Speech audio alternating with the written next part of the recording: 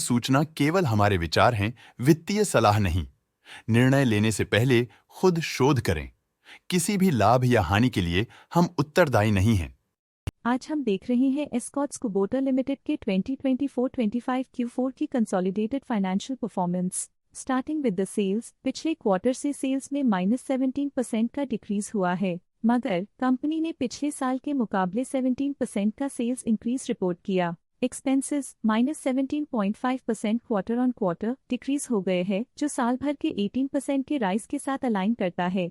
Expenses में decrease अच्छा है, लेकिन सेल्स में डिक्रीज निराशा की बात है। ऑपरेटिंग प्रॉफिट, जो पिछले साल के कंपैरिजन में 10% अप हुआ है, quarter on quarter around -13.5% decrease हुआ है। Operating profit margin (OPM) annual basis पे -1% से डिक्रीज हुआ है और पिछले क्वार्टर के कंपैरिजन में 0.5% से इंक्रीज हुआ है। एक्सेप्शनल आइटम्स को ऐड करके अदर इनकम पिछले क्वार्टर के कंपैरिजन में 19% बढ़ गई, बावजूद इसकी ईयरली ग्रोथ 24% हुई है। इंटरेस्ट एक्सपेंसेस पिछले क्वार्टर से 45% अप हुआ, लेकिन ईयर ओवर ईयर इंक्रीज 29% हुआ है। डिप्रिशिएशन कॉस्ट में 1% का क्लाइम देखने को मिला और ईयरली बेसिस पे 40% का इंक्रीज देखा गया। प्रॉफिट बिफोर टैक्स एनुअली 10.5% बढ़ा, लेकिन प्रीसीडिंग क्वार्टर से -7% डिक्रीज हुआ है। इस साल कंपनी ने 25.5% टैक्स पे किया और क्वार्टरली कंपनी ने 22.5% टैक्स पे किया है। नेट प्रॉफिट ने ईयर ऑन ईयर 26.5% का इंक्रीज दिखाया,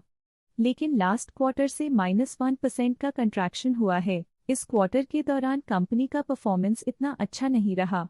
नेगेटिव नेट प्रॉफिट लॉसेस को इंडिकेट करता है। वहीं अगर एनुअल एनालिसिस की बात करें तो इस साल कंपनी का परफॉर्मेंस अच्छा रहा। अर्निंग्स पर शेयर (EPS) में साल भर में 6% का इंक्रीज देखा गया, लेकिन क्वार्टरली में 0.5% की गिरावट भी नजर आई। इस क्वार्टर में कंपनी का EPS इतना अच्छा नहीं रहा। नेगेटिव प्रॉफिट कमजोर एफिशिएंसी को दिखाता है। एस्कॉट्स कुबोटा लिमिटेड के फाइनेंशियल स्नैपशॉट को रिव्यू करते हुए कुछ मुख्य ट्रेंड्स सामने आए हैं, जो कंपनी की परफॉर्मेंस पे रोशनी डालते हैं। मार्च 2022 से मार्च 2025 तक एस्कॉट्स कुबोटा लिमिटेड की फाइनेंशियल जर्नी में सबसे पहले बात करते हैं सेल्स की। इस साल सेल्स में 15% की वृद्धि हुई है और पिछले 4 सालों में 41% की वृद्धि हुई है, जो एक निरंतर अपवर्ड ट्रेंड को दर्शाता है। पिछले 3 साल से सेल्स लगातार बढ़ती जा रही है, जो मार्केट एक्सपेंशन और कंज्यूमर डिमांड में वृद्धि को दर्शाता है। अब बात करते हैं एक्सपेंसेस की। इस साल एक्सपेंसेस 17.5% बढ़े हैं और 4 सालों में 43.5% का इजाफा हुआ है। इस साल हालांकि एक्सपेंसेस सेल्स से थोड़ा ज्यादा बढ़े हैं, मगर ग्रोथ रेट्स का करीब होना स्टेडी ऑपरेशनल कॉस्ट को दर्शाता है। ऑपरेटिंग प्रॉफिट का सफर स्टेडीली ऊपर चढ़ रहा है, इस साल 0% की बढ़ोतरी के साथ, और पिछले 4 सालों में 23% का नोटिसेबल राइज हुआ है। एक टेम्पररी गिरावट के बाद ऑपरेटिंग प्रॉफिट ने लगातार दूसरे साल वृद्धि को बनाए रखा है, जो बिजनेस ऑपरेशंस में साइक्लिकल अपटर्न को दर्शाता है। नेट प्रॉफिट का सफर ऊपर की ओर चल पड़ा है। इस साल 20% की चढ़ाई के साथ पिछले 4 सालों में 71% की शानदार वृद्धि हुई है। एक अस्थायी गिरावट के बाद लगातार दूसरे साल नेट प्रॉफिट में वृद्धि हुई है, जो फाइनेंशियल लैंडस्केप में साइक्लिकल रिकवरी को दर्शाता है। इस साल EPS ने ऊंचाइयों को छुआ है 18.5% की वृद्धि के साथ, जो पिछले 4 सालों में 55% की मजबूत वृद्धि पर आधारित है। एक अस्थायी सेटबैक के बाद EPS ने लगातार दूसरे साल अपनी अपवर्ड ट्रैजेक्टरी को जारी रखा है, जो कंपनी की वॉलेटाइल मार्केट्स में अडेप्टेबिलिटी को दर्शाता है। चलिए अब बात करते हैं शेयर होल्डिंग पैटर्न की। एस्कॉट्स कुबोटा की शेयर होल्डिंग रिपोर्ट्स कुछ इस प्रकार की हैं, जो अननोन 2025 के तक चलता है। ये रिपोर्ट कंपनी के शेयर्स की डिटेल्ड जानकारी देता है, जिसमें promoters, promoter groups, foreign investors, public investors और सरकारी एंटिटीज शामिल हैं। पब्लिक हेल्थ शेयर्स का परसेंटेज 2024 के दिसंबर में 14.18% से 2025 के में 13.73% तक डिक्रीज हो गया। इस डिक्रीज से साफ है कि इस टाइम पीरियड में कंपनी में पब्लिक का हिस्सा डिक्रीज हुआ है।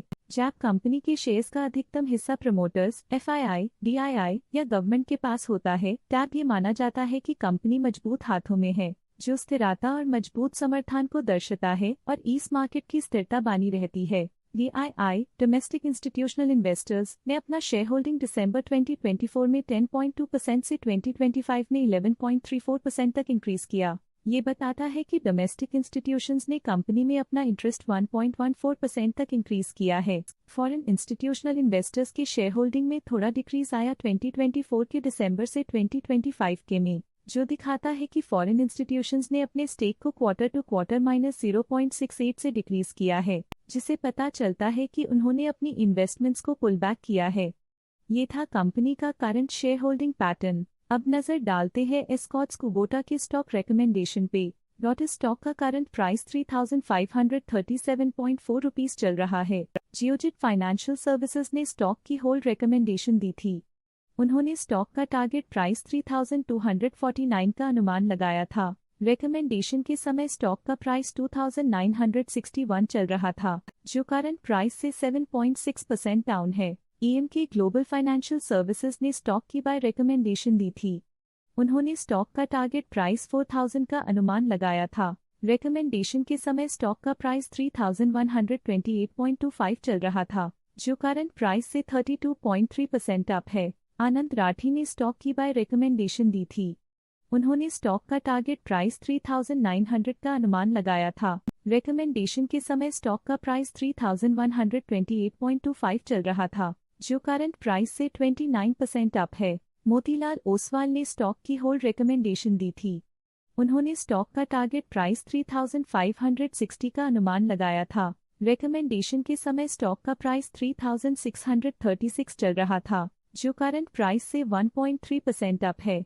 आज के लिए फाइनेंशियल सेक्टर में इतना ही। देखने के लिए धन्यवाद। स्टॉक लेटेस्ट न्यूज अपडेट के लिए चैनल को सब्सक्राइब करें और वीडियो को लाइक एंड शेयर करें।